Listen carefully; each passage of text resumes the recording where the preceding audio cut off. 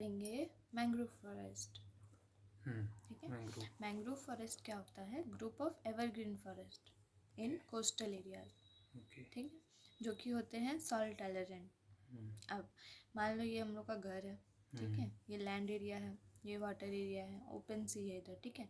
तो जो ओपन सी है उसको बोलते हैं हम लोग लिनेटिक जोन, और जो कॉन्फ्लुएंस है लैंड और वाटर का उसको हम लोग बोलते हैं littoral zone.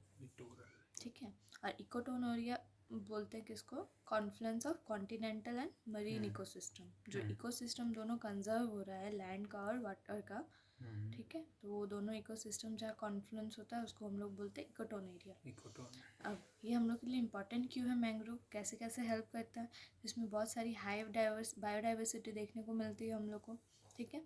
Reduce coastal erosion दिखता है, मतलब कोस्टल इरोजन को कम करता है। सॉल्ट टॉलरेंट ट्रीज होता है जिसको हेलोफाइट बोलते हैं।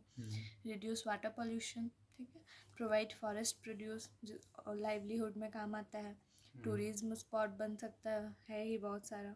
कार्बन सिंक में हेल्प करता है, क्लाइमेटिक जो चेंज हो रहा है उसको ड्रास्टिकली वो थोड़ा कम करने का कोशिश करता है। फिशरीज़ का बहुत सारा यहाँ पे हम लोग को वैरायटी मिल जाता है और बहुत मात्रा में मिल जाता है। हाँ, फिशिंग जोन बन जाता है। Shore line protection from waves, यहाँ ट्रीज़ है तो इसकी जड़ें होल्ड की हुई है, अगर नहीं होता तो उसका शोर बह जाता, ठीक है।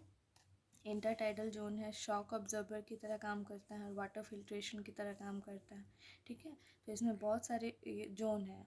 लो टाइडल जोन है जिसको ये इनके रूट्स कहाँ पे जियोसेंट्रिक है, अर्थ की तरफ जाती है, ठीक है।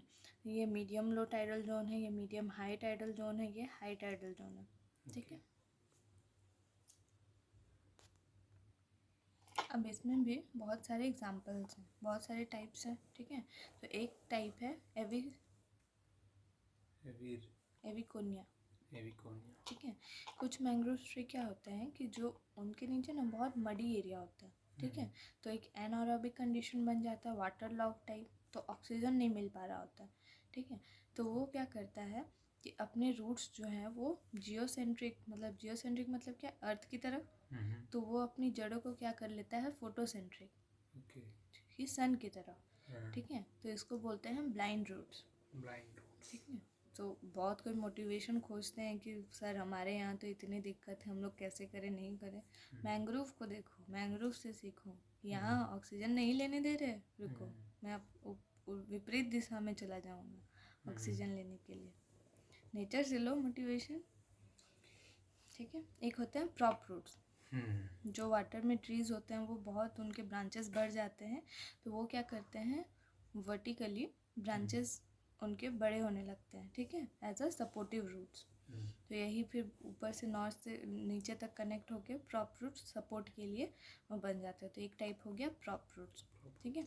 एक होता है स्टिल्ट रूट, जो लोअर स्टेम से निकलते हैं, ठीक है, तो उसको हम लोग बोलते हैं स्टिल्ट रूट। अब विविपोरिटी मोड होता है seed germination in the tree itself, ठीक है। अब हम लोग देखेंगे कि मैंग्रोव साइट्स कहाँ कहाँ पे, ठीक है। तो उससे पहले एक देख लेते हैं कि जो मैंग्रोव स्पीसीज होती है वो कौन कौन सी होती है। एक तो एविसिनिया हम लोग पढ़े, ठीक है, उसका एग्जांपल। एक होता है मोरिंडा, एक होता है राइजोफोरा, ठीक है, सोमराटिया, हेरिटेरिया लिटोरिस, ठीक है। ये किसको बोलते हैं हम लोग? सुंदरी ट्रीज को बोलते हैं, जो सुंदरवन में मिलता है, तो उसको क्या बोलते हैं? हेरिटेरिया लिटोरिस, ठीक है, लिटोरल से या हाँ, ठीक है। और नेक्स्ट है फोनिक्स पालुडूसा, ठीक है। नेक्स्ट है सीरियोप्स टगल, और एक है अल्बा ऑफिसिनालिस। तो ये सब मैंग्रोव के स्पीसीज हैं, ठीक है। अब ये डिपेंड करते हैं कि वो ट्रीज किस एरिया पे है। एकदम शोर में है तो उनका क्राइटेरिया अलग होगा, बीच में है तो उनका अलग होगा, मडी एरियाज में है तो अलग होगा, ठीक है। ये डिपेंड करेंगे। हम देखते हैं हम लोग कहाँ कहाँ पे, तो सबसे ज़्यादा कहाँ पे हाईएस्ट परसेंटेज ऑफ मैंग्रोव वो है वेस्ट बंगाल के सुंदरवन में, ठीक है, जहाँ पे सुंदरी स्ट्रीट्स है। और वो किसका एग्जाम्पल है? राइजोपोरा का। सेकेंड है कहाँ?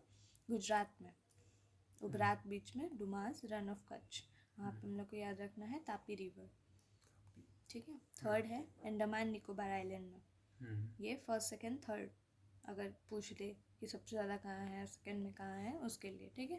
नेक्स्ट है उड़ीसा में। उड़ीसा में कौन कौन सा रीजन है? स्वर्ण रेखा रीजन, भितरकनिका, महानदी, देवीकोड़ा, चिल्का, धामरा, काली बंजदिया आइलैंड, ठीक है। तो ये इम्पॉर्टेंट है याद रखना कि मैंग्रोव जेनेटिक रिसोर्स सेंटर कहाँ पे है। तो बहुत सोचेंगे कि सबसे ज़्यादा तो वेस्ट बंगाल में है, तो वहीं पे होगा जेनेटिक रिसर्च सेंटर, ठीक है, रिसोर्स सेंटर। तो ये वेस्ट बंगाल नहीं है, ये कहाँ पे है? उड़ीसा में। तो याद रखना है, ठीक है, इम्पॉर्टेंट है। आंध्र प्रदेश में कौन कौन सा है? Coringa wild life sanctuary. वहाँ पे रिवर कौन कौन सी है? कुरंगी और तुल्यभागा। कुरंगी और तुल्यभागा। ईस्ट गोदावरी है और कृष्णा, याद रखना है, ठीक है। तमिलनाडु में कौन कौन सी है? पुलिकट। पुलिकट से एसोसिएटेड नदी कौन सी है? अरनी नदी। फिर है कजनू वैली, उसकी एसोसिएटेड रिवर है कौन सी? पलार, ठीक है। ये अभी नई नई रामसर साइट बनी है कुजनू वैली, ठीक है, याद रखना।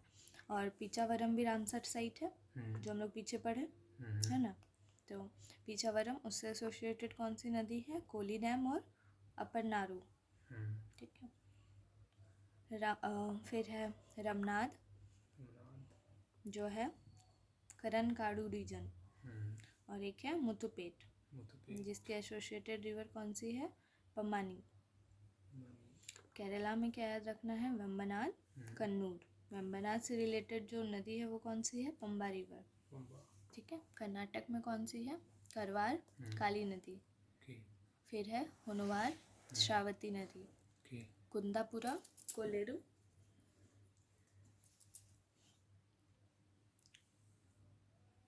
मैंगलोर में है फॉरेस्ट डिवीजन, नेत्रावती, गुरुपुरा, ठीक है। और कोल्लेरू, कुंदापुरा किस किस से एसोसिएटेड है? कोल्लेरू जो है पंचगंगा वती चक्र, ठीक है। गुजरात में है Ubhrat beach, Dumas, run of Kutch, Tapi river. Maharashtra में, अब ये सब हम लोग याद कर लेंगे तो जो बचा वो कहाँ हो जाएगा? महाराष्ट्र, ठीक है। नहीं तो फिर याद करो महाराष्ट्र के। महाराष्ट्र में कौन कौन से? बैतरना, वसई मुना, बोलो बोलो, जय बैतरना, ठीक है। वसई मनोरी, वसई तो बहुत मूवी में सुने भी होंगे, इसीलिए वो रिलेटेबल लगेगा, ठीक है। मुमरा दीवा, विक्रोली, कुंडलिका, रेवदंडो, श्रीवर्धन, वेल्लदूर की नदी वशिष्ठी, ठीक है। देवगढ़, विजयदुर्ग, ठीक है, उसकी एसोसिएट नदी है भगतोन।